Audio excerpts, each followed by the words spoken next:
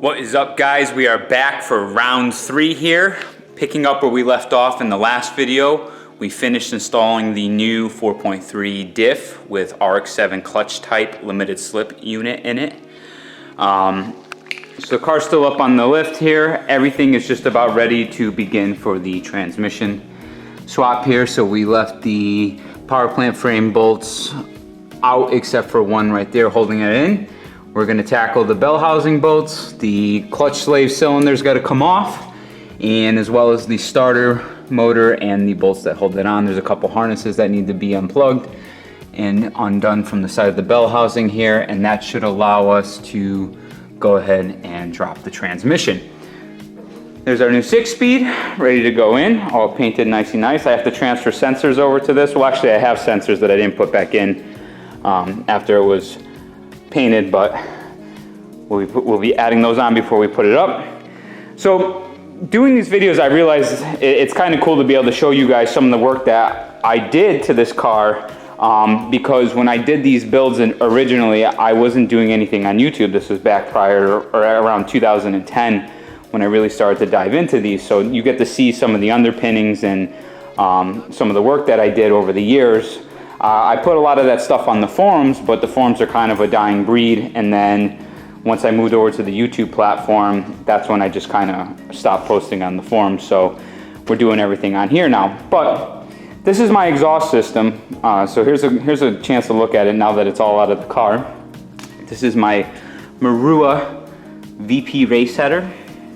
And I always talk about with this new setup, I removed the Venturi. The Venturi is a little reducer that goes in this section here, and I want to say it goes from 60 to 50 millimeter, something along those lines. It actually narrows in here before then it expands up again, and I think they did that for anti-reversion or better exhaust scavenging. I'm not quite sure, trying to read the loosely translated Japanese to English translation, but we thought that was going to be a restriction, and we ended up removing it for this setup. I did lose some low end power, and I think part of it has to do with us removing that. So there actually may be, I may want to try to put that back in and kind of see what effect it has on the tune and see if it feels like it corks up top end. My exhaust section, this is a Racing Beat resonated race pipe. That resonator did quite a great job quieting this whole exhaust down, because that is a Jets N1 integral Kobe muffler section, and when I ran that with a non-resonated mid-pipe, the whole setup was horrifically loud. So the addition of the resonated race pipe really allowed for more streetability, and I mean the exhaust definitely makes noise, but it went from pretty loud and obnoxious to bearable. So you can cruise the thing around quietly on the street, but it makes a nice noise when you're on it. Drive shaft on the ground. Rear subframe brace, front subframe brace. So we're just about ready here to dive into this, and we'll begin with draining the transmission of the old fluid.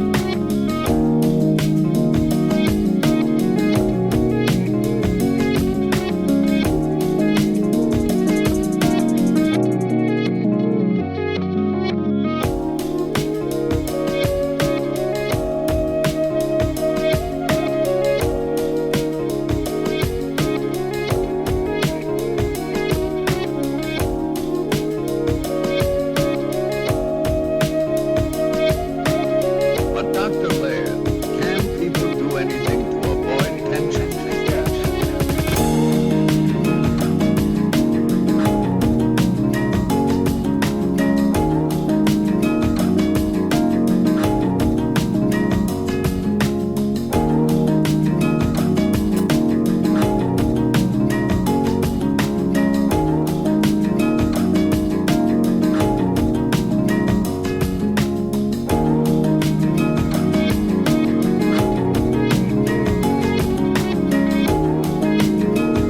Alright guys, so that is the transmission now fully out of the car. I think my Harbor Freight jack is starting to take a shit because it's leaking hydraulic fluid as I'm using it, and it did not want to go down that easily. But I think I'm going to be pulling the clutch assembly because it looks like the pilot bearing came loose from the flywheel as I was pulling the tranny out. So I'm going to take it apart and reseat that. I'll check the rear main seal while I'm in there. Here is both of the transmissions side by side on the ground. You can see a little bit differentiation in the color here. I'm not sure if this is just because this is dirty or if actually the shades are a little bit different when they were painted, but either way, the painted one still looks really good. I mean, it looks a little bit dull next to the brand new one, but if you look at this one by itself, it would actually look rather pretty. It's just those little extra attention to detail that I think really just kind of present, like make that overall special sense of occasion, and I really love stuff like this. So any build where I touch any of the mechanicals underneath the car now, I just have them painted because the end result is just that much better, I think.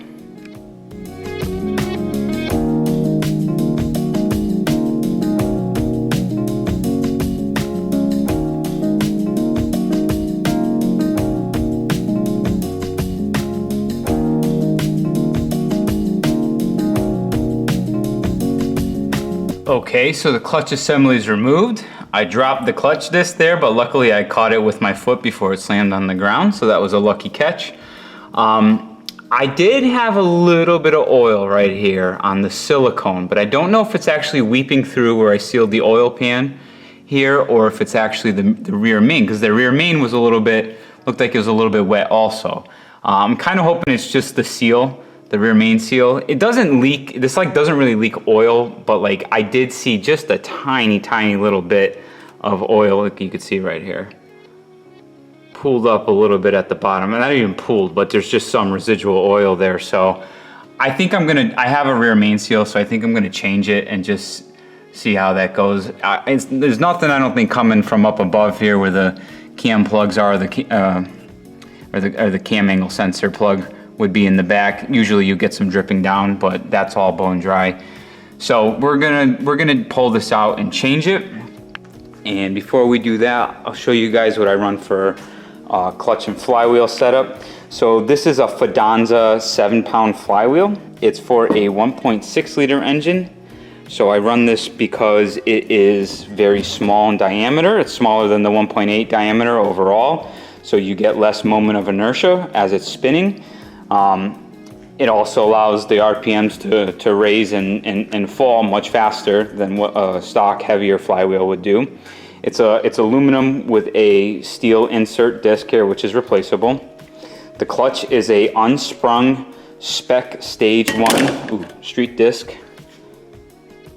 Has no problems with the power level the car is making. This is very light. There's no springs in it, which takes some more weight out. And actually, this is surprisingly very easy to drive. Drivability and slipping the clutch on this car is like no problem at all.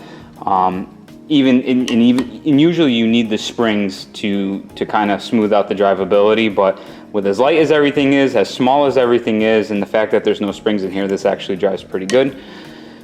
The pressure plate is a spec billet unit. I went with this because it was at the time the lightest OEM pressure, or not OEM, but it was the lightest pressure plate option on the market. All the ACT stuff, Extreme or Heavy Duty, were heavier than the OEM. I did run OEM originally as a bang for buck because the OEM XD is pretty light, but the spec takes about, I want to say it's either a pound, almost a pound out of it, maybe a little bit more, 2 pounds. I don't remember the exact weight. If you go back to my old Club Roadster built there, I'm pretty sure I weighed it on there. But overall, the whole package works really well for the car, and it definitely helps its high revvy and quick blip revving nature. So here I have a new OEM rear main seal. We are going to pull the old one out, and we'll do a quick change on this.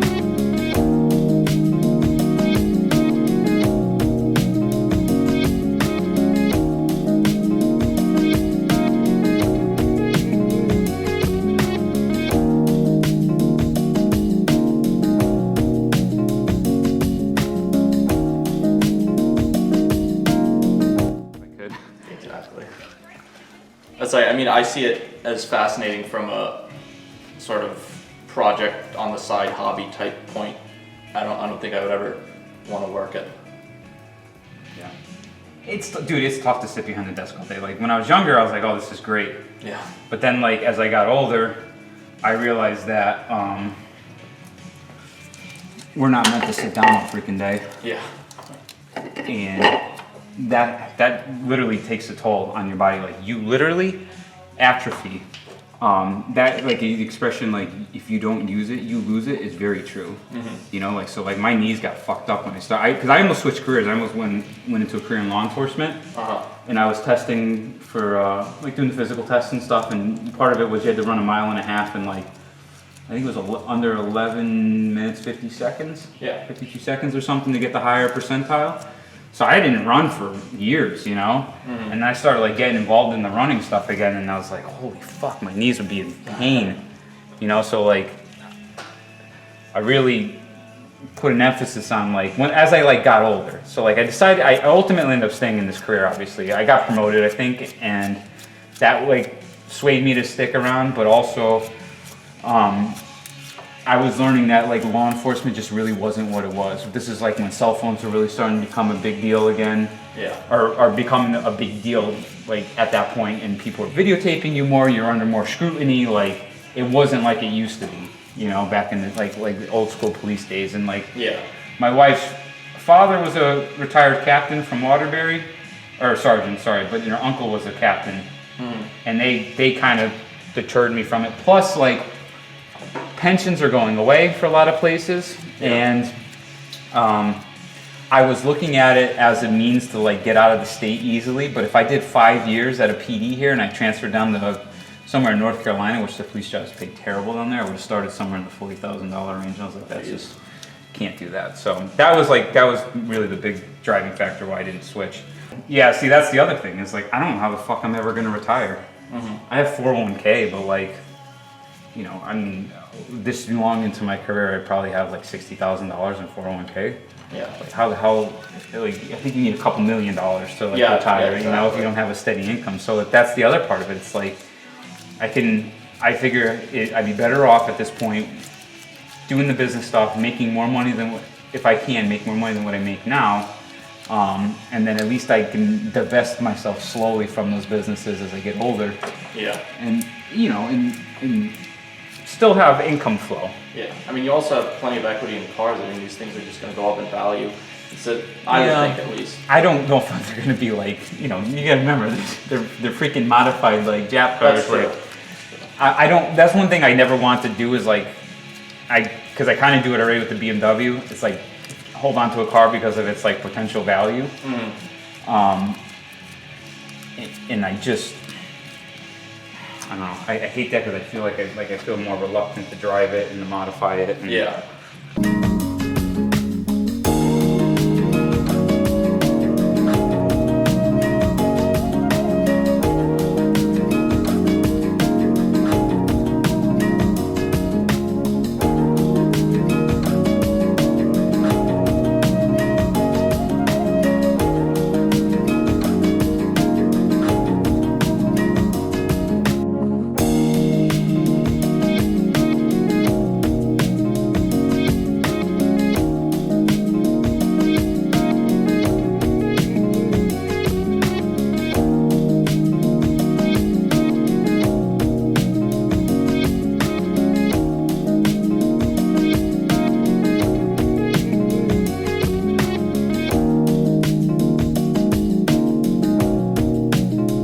fast, but like, I want them to be lively. You know, when you take a stock Miata and you put 200 treadwear tires on it, oh my God. You want to talk about a gutless feeling car, like you're gonna be able to just dive bomb that fucking thing into a corner with aggression and it will bite. I mean, I feel like there's a certain fun aspect to that too, for a while There at is. least. Oh, there absolutely is. And when I was younger, when I got that, I was like, this is so cool. Because it felt like you're driving a car. Like it just goes. It does what you tell it to do. But as I grew as a driver, and like when I raced for so many years, like I started getting more powerful cars. Like as life went on, like I got into the S2000. I had a decently tuned FC RX-7 that was like 220 wheel horsepower, all motor. Like, and I started like driving rear-wheel drive cars with enough power to like really kind of power oversteer, and it was like that became a lot of fun to me. Yeah. And like like this is a more extreme car. So this car, like I kind of warrant the 200 treadwear tires on the RX-7 because it has a lot of power. Like, but you have to go a lot faster to like get that car moving, and like it just gets a little scary and a little dangerous, because you just have that much more momentum. Yeah. Well, that's the whole faster to drive a slow car fast or funner to drive a slow car fast than a fast car slow. Yep. And that's like one of the big gripes that I have with a lot of modern cars is they set these cars up to be so drama free and so controllable to like make use of the power. It's like you can just do in like ludicrous speeds on the street, which is like, but when you do get that car to exceed the limit finally, it's violent. Yeah. You know what I mean? Because everything's just like, think about like a door, like a strong door, like you push a lot of pressure. When that door breaks open, it's gonna fly open. It's kind of the same thing with cars. Like, so I've been doing like, the Miatas and like the RX-8, like I'm trying to run like whatever, a hard enough sidewall tire that like it won't like puncture easily and it won't like delaminate if I'm like hooning it, but like, just something that can manage the heat. So there is the flywheel and clutch assembly reinstalled. Clutch disc splines aligned with the pilot bearing. The flywheel bolts are torqued to 74 foot-pounds, and a dab of Loctite blue was added to each. The pressure plate bolts are 17 foot-pounds and no Loctite because these have lock washers with them.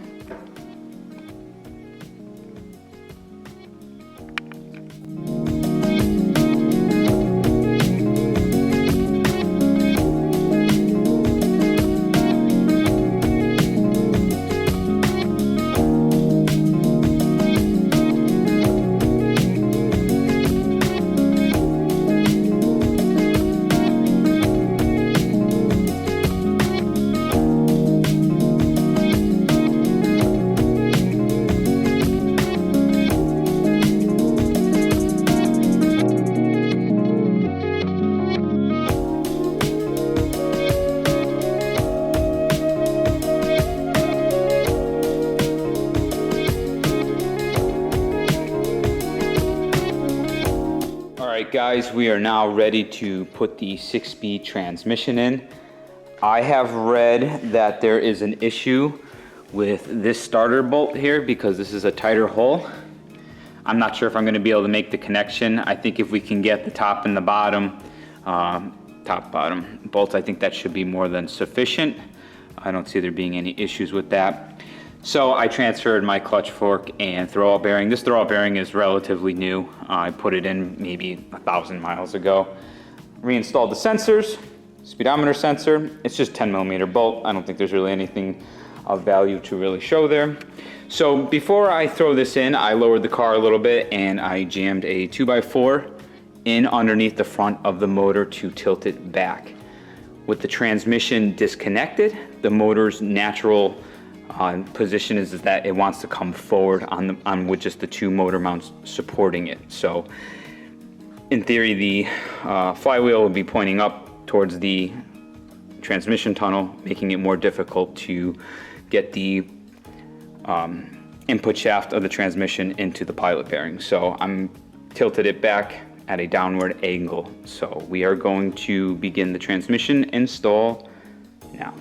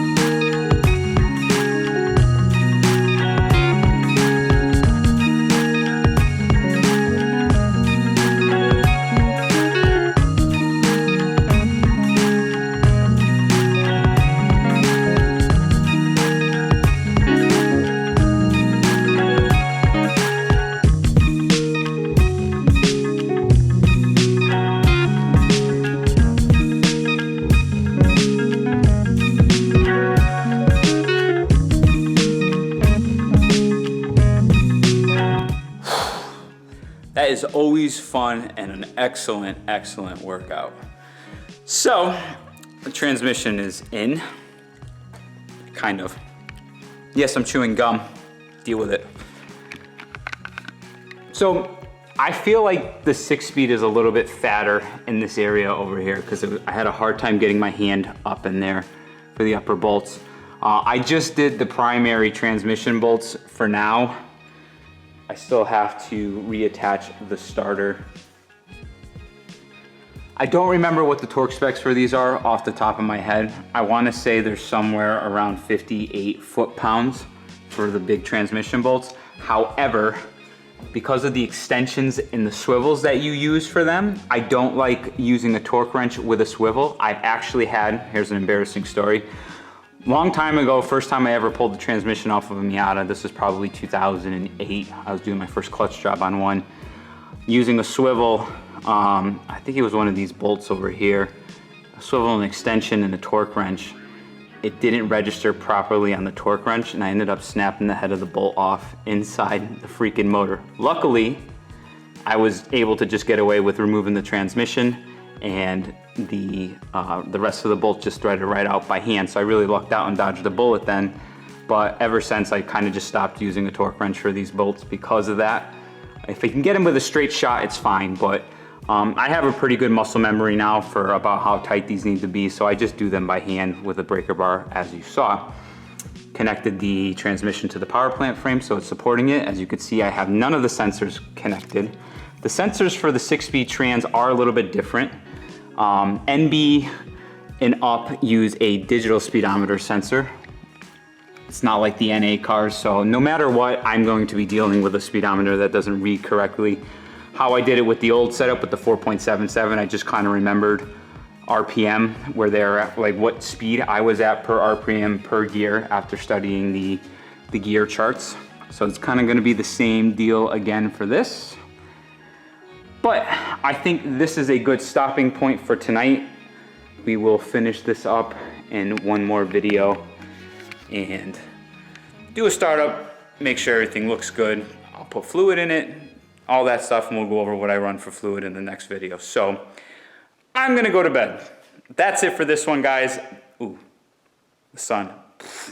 Thank you very much for tuning in. As always, done.